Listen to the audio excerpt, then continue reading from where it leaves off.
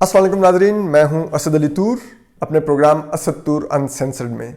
नाज़रीन, आज हम एक बहुत बड़ा स्कैंडल रिवील करने जा रहे हैं। तहरीक इंसाफ की जमात में करप्शन का हमने पिछले दिनों कुछ निशानदेही की थी, आज से 3-4 रोज कबल। अब उसके दस्तावेजी सबूत भी आ गए हैं और तहरीक इंसाफ के अपने एतराफ़ की सूरत में आए हैं कि किस तरह से लूट मार की है कुछ लोगों ने, किस तरह से मुबैना ये लूट मार की गई है और ये क्या सब कुछ हुआ और कितना ही मज़का खेज ये जवाब है और सब कुछ है। आपको हम दिखाते हैं, बताते हैं, आप हैरान परेशान रह जाएंगे कि ये कौन सादिक और अमीन कौन लोग बने हुए हैं।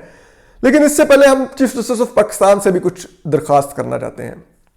चीफ जस्टिस ऑफ पाकिस्तान गुलजार अहमद से दरख्वास्त करना चाहते हैं, जो 5 रुकनी बेंच जस्टिस मुशीर आलम, जस्टिस उमर अताब बंदयाल, जस्टिस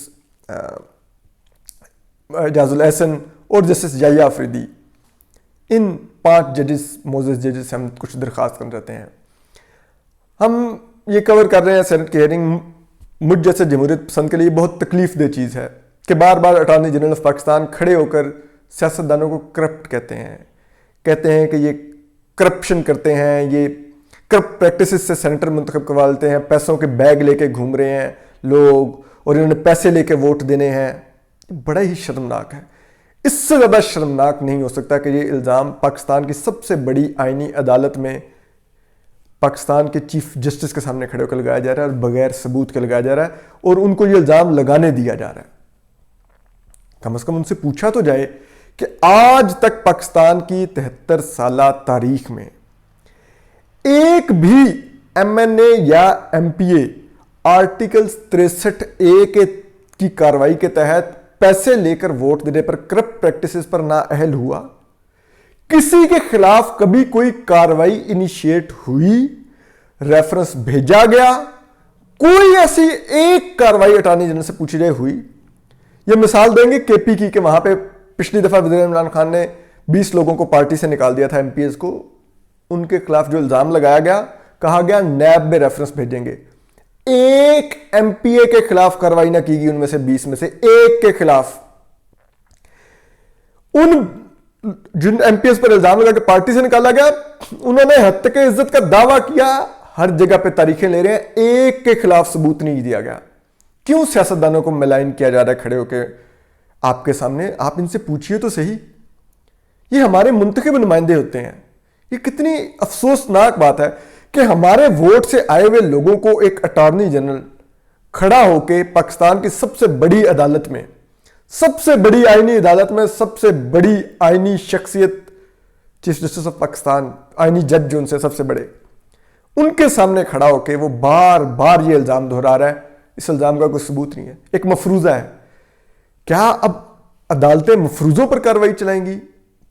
हमें समझ नहीं आ रहा। क्या अदालतें अब मफरूजों की बुनियाद पे इल्ज़ाम को एंटरटेन होने देंगी? ऐसे तो मत कीजिए। कम से कम हमारी अपील है अटॉर्नी जनरल से, इल्ज़ामात के सबूत जरूर लिए जाएं कि आप एक भी सबूत लाएं, एक भी कन्विक्शन लाएं, फिर आप ये प्ली करें। उसके बगैर आप ये इल्ज़ाम नहीं दोहराएंगे। हमें दुख होता है वहां पर बैठ के, हमारे दिल को लगती है कि हमारे इलेक्टेड मेंबर्स के ऊपर ये वो इस दफा अपनी ही जमात पे तहरीक इंसाफ पे लगा रहे हैं, क्योंकि वो अपोजिशन नहीं कह रहे उनको वोट बिकने हैं, वो कह रहे हैं हमारे वोट बिक जाएंगे। वो अपने लोगों को बिकाऊ कह रहे हैं। कितना शर्मनाक है। तहरीक इंसाफ के लोगों को भी सोचने का मुकाम है। इंतहाई शर्मनाक और अफसोसनाक है। यूं मत इल्ज़ाम लगाने दीजिए। हमारी अपील है, हमारी दरख्वास्त है मोअज़्ज़ज़ चीफ जस्टिस से, इस बेंच से, कि खुदारा अटॉर्नी जनरल को कहिए कि आप ये इल्ज़ाम नहीं दोहराएंगे। अगर दोहराएंगे तो सबूत के साथ दोहराएंगे। ये पैसों के बैग, ये सब कुछ ये नहीं दोहराने दें। हमें बहुत तकलीफ हो रही है। मैं उस कवर कर रहा हूं हेयरिंग को, मुझे तकलीफ हो रही होती है कि ये किस अंदाज में अटॉर्नी जनरल खालिद जावेद खान दोहरा रहे हैं और एक सिविलियन हुकूमत का अटॉर्नी जनरल सियासतदानों पर, जो कि इलेक्टेड गवर्नमेंट है, उन इलेक्टेड लोगों के ऊपर इल्ज़ाम लगा रहा है कि वो बिकाऊ हैं, वो बिक जाएंगे, वो करप्ट प्रैक्टिसेस करेंगे। ये बहुत ही अफसोसनाक है। कल जस्टिस उमर अताब बंदयाल ने उनको टोका भी कि आप एक ही तराजू में सब सियासतदानों को मत तोले, बहुत अच्छे भी लोग हैं, लेकिन स्टिल सब सियासतदानों को किसी को भी नहीं आप तोल सकते जब तक किसी पर साबित नहीं करते कि उसने पैसे लेके आज तक वोट दिया था। किसी एक पे आज तक पाकिस्तान की तारीख में साबित नहीं होगा। बहरहाल अब हम आपको आते हैं, हमने बात की कि हम आपको एक्सक्लूसिव जो हमने स्टोरी पिछले दिनों दी थी कि किस तरह से तहरीक इंसाफ के लोग पार्टी फंड से अमीर हुए। तो अब एक इलेक्शन कमीशन जो स्क्रूटनी कर रहा है, उस स्क्रूटनी कमेटी के सामने अब एक दस्तावेज आई है, तहरीक इंसाफ की इतराफी दस्तावेज है। उसके मुताबिक तहरीक इंसाफ ने जो 2013 से पहले, इलेक्शन से पहले जो पार्टी फंडिंग कलेक्ट हो रही थी, उसके लिए इन्होंने जो पीटीआई का टेलीफोन ऑपरेटर है, दफ्तर का जो था Tahir Iqbal, computer operator Mohammad Nauman Afzal, accountant Mohammad Arshad और पीटीआई के ऑफिस हेल्पर यानी कि ऑफिस बॉय पीएन के नाम पर भी पैसे मंगवाए। समझ आई? और ये फैसले मंगवाने की मंजूरी किसने दी? और ये कोई ऑफिशियल पीटीआई के अकाउंट्स में ये पैसे नहीं आए, इन लोगों के नाम पर आए बैरून मुल्क से। और ये दिलचस्पी की बात सुनिए, ये मंजूरी किसने दी? सैफुल्लाह न्याजी, इमरान खान साहब के कजन है और इमरान खान साहब के लेफ्टिनेंट की मैन है वो। ठीक है, पार्टी के तमाम अफेयर्स देखते हैं हम, सैफुल्लाह न्याजी पर भी आते हैं, मजीद भी आपको बताते हैं। फिर दूसरे कौन थे जिन्होंने इस के पैसे वापस इधर पीएन्स और टेलीफोन ऑपरेटरों के नाम पर मंगवाने की मंजूरी दी, ऑफिस बॉयज के नाम पे? दूसरी शख्सियत थे अल्हम्दुलिल्लाह आमिर कियानी साहब, अभी सेक्रेटरी जनरल है पीटीआई के, वजीर सेहत थे, दवाइयों की कीमतें बढ़ने पर करप्शन के इल्जाम पर उनको वजारत से हटा के पार्टी के सेक्रेटरी जनरल बना दिया गया।